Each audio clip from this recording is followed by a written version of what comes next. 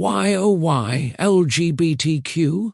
Part 1. This was written by Mario V. Melendez on November 23, 2023, at the height of pro-Hamas rallies by gays and lesbians, and posted on his Facebook page. Here goes. So, I know you've been banging your head bloody on concrete surfaces wondering why the keffiyeh-wearing, pink-haired LGBTQ is rallying in America for Hamas. I have been too.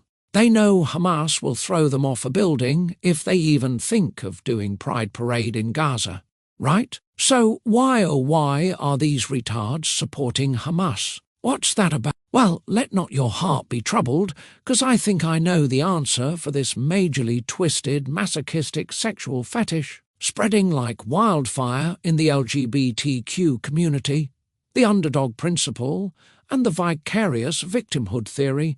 Let me explain each. First, the underdog principle.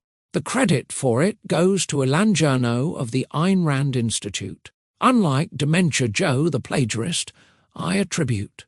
In his 2018 book, What Justice Demands, America and the Israeli-Palestinian Conflict, Mr. Chernow channeled the left's mind to explain anti-Semitism and came up with this, quote, "We owe not only our sympathy, but our moral backing to the weaker, neediest, most suffering side," unquote. In other words, it's all about feelings and the left's fixed binary of either oppressed or oppressor.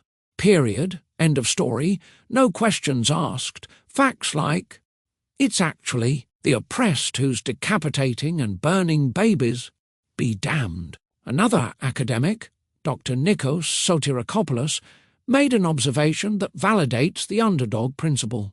He said the left's virulent anti-Semitism and anti-Zionism worsened gradually only after the 1967 Six-Day War, where Israel defeated 3 Arab armies, gained territory 4 times its original size, became the military superpower in the region, and Israelis gradually became so much more affluent and happier than Palestinians in Gaza and the West Bank. Would the left be genocidally chanting from the river to the sea if Jews and Arabs were equally powerless, impoverished, and miserable?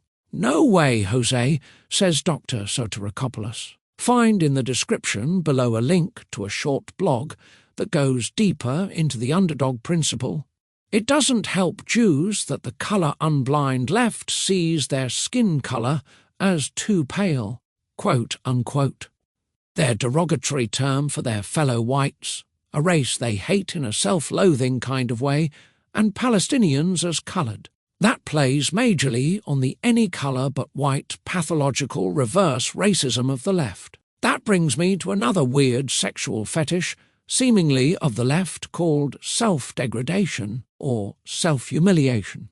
That explains their self-hate and their unconditional love for Palestinians, regardless of Hamas decapitating, and burning babies, and their unconditional anti-Semitism, regardless of those decapitated, burnt Jewish babies.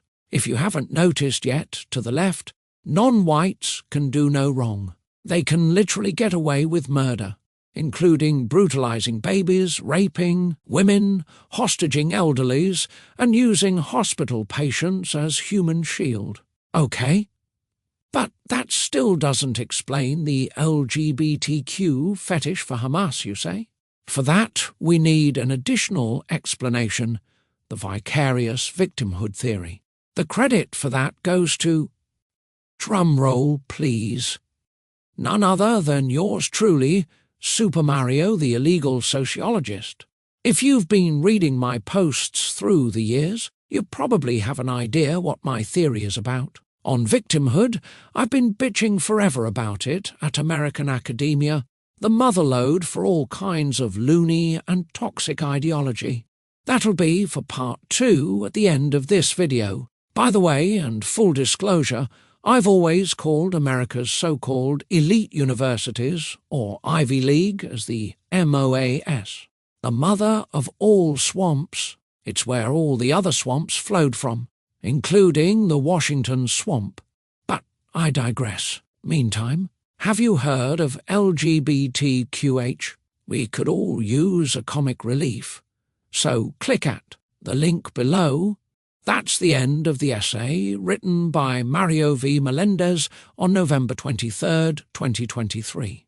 It's just one of many long-form posts on his Facebook page dedicated mainly to conservatism, with a spattering of posts on other subjects, from history to the arts and others in between.